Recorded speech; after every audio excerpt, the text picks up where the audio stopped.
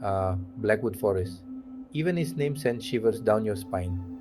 Locals told tales of his darkness.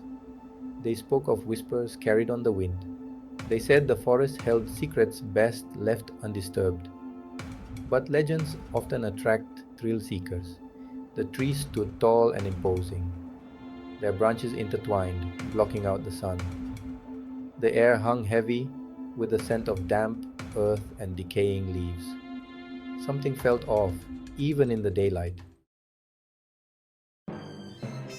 Four friends, eager for adventure, decided to tempt fate. There was Jake, the pragmatic leader, Emily, the voice of reason, Ryan, the joker, always ready with a sarcastic remark, and Chloe, the quiet observer. They were young, full of life and laughter. The stories were just stories, they thought. Nothing could dampen their spirits. They ventured into Blackwood, their backpacks filled with supplies, and their hearts filled with anticipation. As night fell, the forest transformed. The darkness felt deeper, more profound. The whispering grew louder, swirling around them like a living thing. Shadows danced in the flickering firelight, taking on menacing shapes. The laughter died down. Stories of missing hikers and unexplained events resurfaced in their minds. They huddled closer to the fire, seeking comfort in each other's presence. Be back in a flash. Jake decided to get more firewood. The others waited, listening to the crackling fire and the rustling leaves. Minutes stretched into an eternity. Then a blood curdling scream pierced the night. Silence. They called Jake's name, their voices trembling. No answer came. The darkness had swallowed him whole. Panic set in. Ryan, trying to mask his fear, insisted on finding Jake. He ventured into the darkness armed with a flashlight. His footsteps echoed through the silent trees. Chloe and Emily waited, their hearts pounding in their chests. Then another scream. This time it was Ryan's. It was cut short, replaced by a sickening thud. The flashlight flickered and died, plunging them into absolute darkness. Two were gone.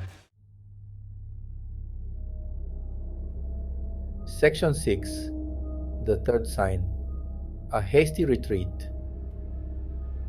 The forest was a labyrinth of shadows and whispers, a place where the light of day never seemed to reach.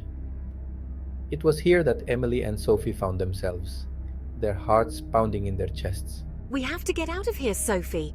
This place, it's not safe. We need to find a way out before it's too late. Emily and Sophie, now paralyzed with fear, knew they had to escape. The forest seemed to close in around them, the trees whispering secrets of old, the ground beneath their feet feeling like it could give way at any moment. I can't breathe. We need to run. If we stay here, we'll never make it out alive. The air is thick with fear and every breath feels like a struggle. They stumbled through the darkness, desperate to get away from the horror that stalked them. The forest floor was uneven, roots and rocks tripping them up at every turn. Their only thought was to keep moving, to put as much distance between themselves and the unseen roar as possible. Every rustle of leaves, every snap of a twig sent chills down their spines. The forest was alive with sounds, each one a reminder of the danger that lurked just out of sight. They could feel eyes on them, watching, waiting. Keep going, Sophie. Don't stop. We can't let it catch us. We have to keep moving no matter how tired we are. Our lives depend on it. They ran until they tripped and fell, their breaths coming in ragged gasps. The ground was unforgiving, and each fall left them more bruised and battered. But they couldn't afford to stop. The fear drove them on, pushing them beyond their limits. They clung to each other, their eyes wide with terror. The darkness seemed to press in on them, and the forest felt like it was closing in. They could hear their own heartbeats, loud and frantic, echoing in the silence. We're lost, hunted, and utterly alone. The realization hit them hard, but they knew they couldn't give up. They had to find a way out, to survive the night. The forest was a maze, but they had to keep going, to find a way through the darkness. Section 7. The Final Stand. A soul drained. In the heart of the forest, where shadows danced and whispered secrets, Emily found herself ensnared in a nightmare. A cold hand clamped over Emily's mouth, stifling her scream. The chill of the touch sent shivers down her spine, freezing her in place.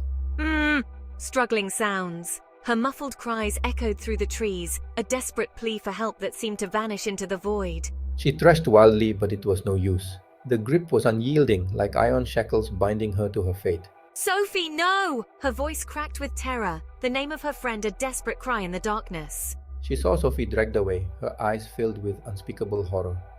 Emily was alone. The forest seemed to close in around her, the trees whispering her doom. No, no, no! The words tumbled from her lips, a mantra of denial against the encroaching darkness. She looked up and saw him. A wispy figure, barely there, yet radiating an aura of pure evil. His presence was suffocating, a dark cloud that blotted out all hope. His eyes, burning like hot coals, bore into her soul. They were the eyes of a predator, cold and unfeeling, promising nothing but torment. Your soul is mine. The voice was a hiss, a sinister whisper that seemed to come from everywhere and nowhere. She closed her eyes, accepting her fate. In that moment, the forest fell silent, as if holding its breath. Emily's heart pounded in her chest, each beat a countdown to the inevitable. She felt the darkness closing in, a cold embrace that promised oblivion. Her last thought was of Sophie, and the hope that somehow, somewhere, her friend might escape the same fate.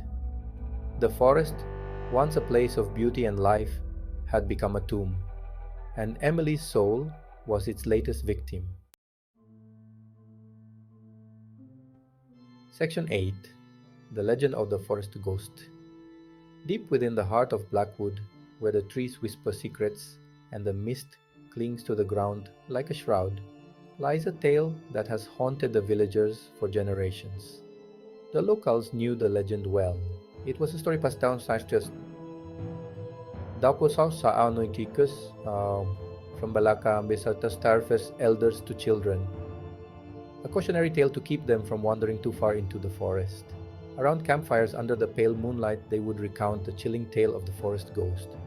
Centuries ago, an old man, wrongly accused of witchcraft, faced a cruel fate.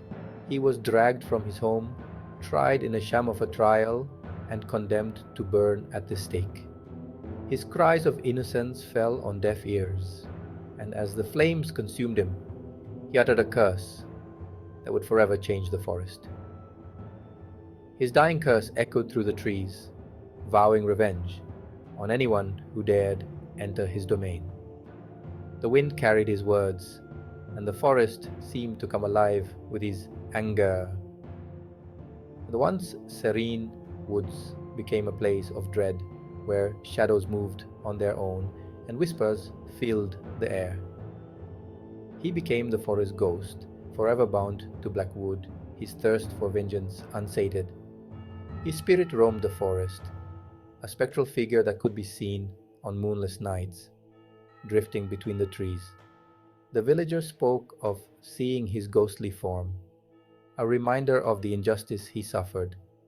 He lured unsuspecting souls into the darkness, feeding on their fear, their despair, their life force. Those who ventured too deep into Blackwood often never returned, their fates sealed by the vengeful spirit. The legend of the forest ghost served as a grim warning, a reminder of the past and the restless spirit that still haunted the woods. Section 9. Forever haunted, the forest remained, silent, brooding, and eternally patient. The whispers continued, carrying the screams of the lost. Blackwood Forest kept its secrets, It stood as a chilling reminder that some places are best left undisturbed. The legend of the forest ghost lived on, a cautionary tale whispered around campfires, a terrifying testament to the darkness that lurks within us all.